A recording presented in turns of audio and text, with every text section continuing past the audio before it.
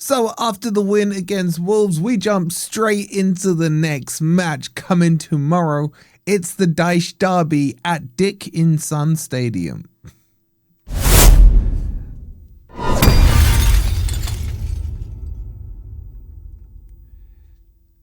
Hi guys, hope you're doing well and welcome to the preview for the DYCHE Derby as Everton will take on the mighty Forest. Coming up, we're going to give you an update on all the injuries. We're going to talk about the little needle between the Everton fans and DYCHE.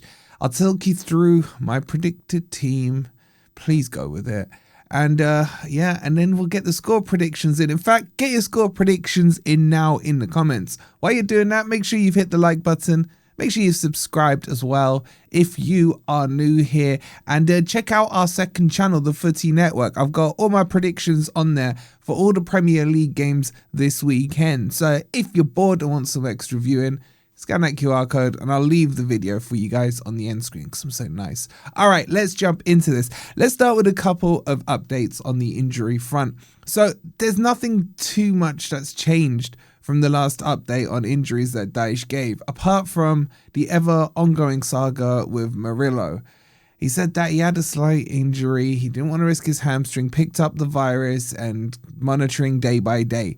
I do kind of like that he just brings in a list with him of all injuries. I don't know if it's like a legitimate rule or because there's a list there, it kind of makes all the journalists turn around and be like, well, this must be legit. But I don't know. I don't see why he would lie or sandbag about it. But anyway, Chris Wood, it still sounds like he's a while off. You got Taiwo apparently is close. Douglas Luiz is close to returning to training. You've got Angus Gunn. I mean, will we ever see him? He's delayed but getting better. I think Ola Einar is still going to be out for a while. The good news in a sadistical way is I don't think he's going to make the Nigeria squad, and therefore he'll be available to Forest if he's fit enough while the AFCON is going on. And then Gibbs-White, obviously he came off with an injury, but he said that he's got a slight knock. He's nothing serious. He should be fine. He said in general there's a lot of knocks going on in the team because of the volumes of the game.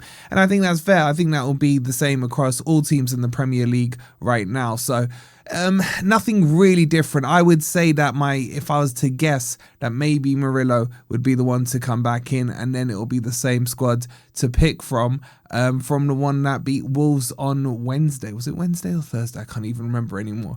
But what I want to talk to you guys about before we get into the team news, the team sheet, is the bit of needle between him and the Everton fans. So Dyche confirmed, he said there'll be no personal emotion for him returning to the stadium where he was the previous manager, obviously at Everton, and his focus is now solely on Forest. He said on the potential of the reception from the fans, he's not interested in it, and it's about the team going and performing.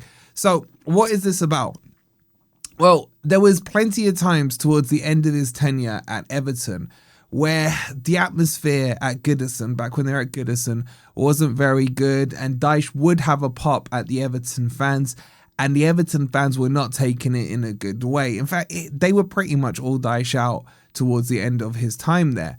And he didn't just sit on his hands when it came to presses and stuff. He would call certain things out. Sometimes he would cross the line, well, what they perceived as the line, and it caused a lot of tension between him and the Everton fans. Now, will they give him a good reception or not? I don't know. I think it'll be quite mixed.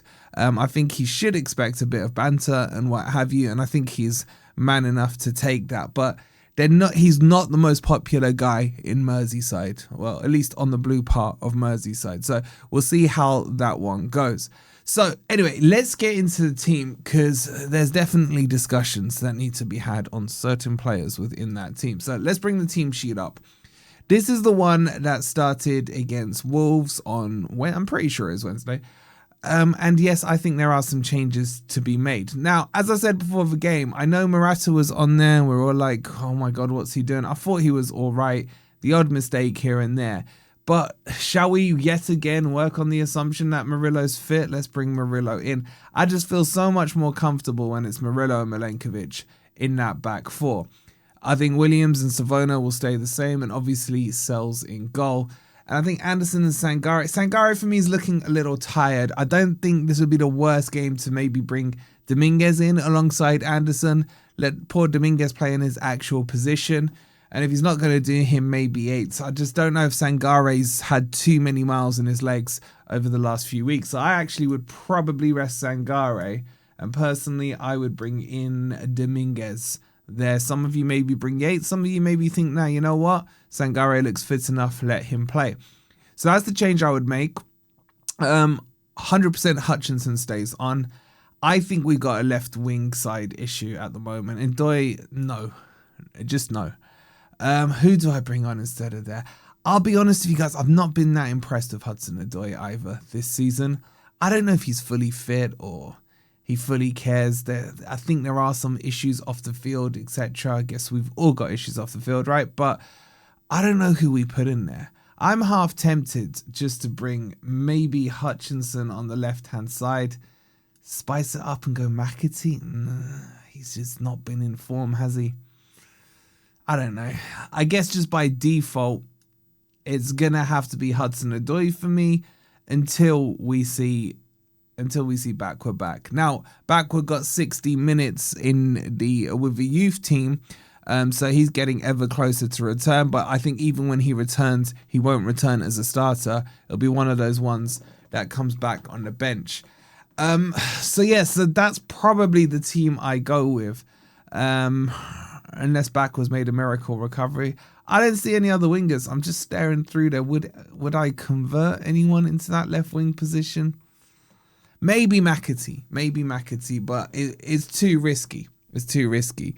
So how does this game pan out? Well, there's a few things to cover off. Idrissa Gana Gueye, who I think has been quite pivotal for Everton, is still suspended, I believe, after he had a punch up with, I think it was Keane, if I remember rightly. So I think that's a bit of a loss for them. My biggest worry of Everton is a couple of key players they have. I think Ndiaye is a player I would have loved to have seen at Forest. I rate him highly. I don't think he scored in a couple of games. That worries me. Of course, Dr. Forest turning up. Grealish is looking good again for them.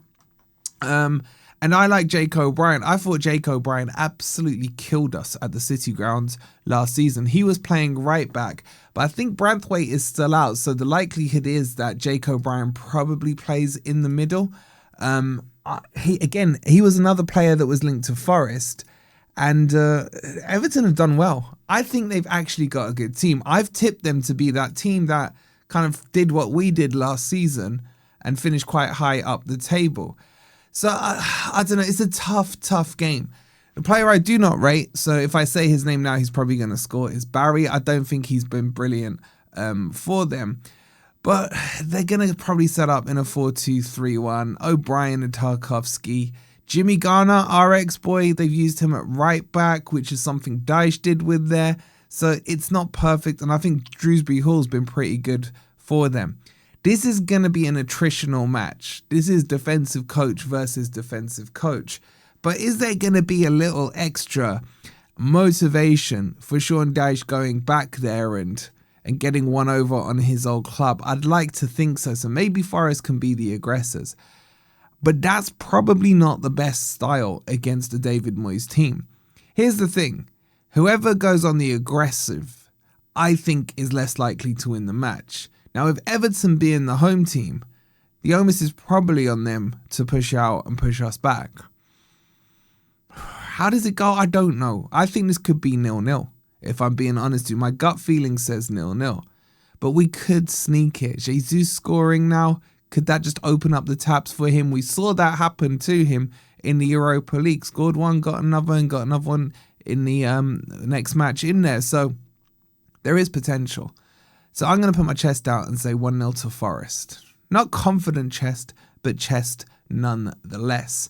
But Everton are a good team. Don't take them lightly. This is going to be a dogged match. If we win this, though, we're right back in that pack. 15 going up to 18.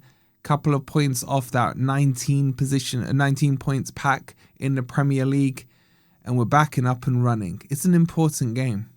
Let's go out and win it. Get your score predictions in down below. I'll leave you my predictions for the rest of the Premier League matches in the end screen over on the Footy Network. Please do subscribe there. Make sure you've hit the like button. Make sure you've subscribed. No grumpy old Reds tonight, as I'm actually going out with some of the boys, so apologies for that. So we'll see you for the watch along tomorrow. Come on, you Reds.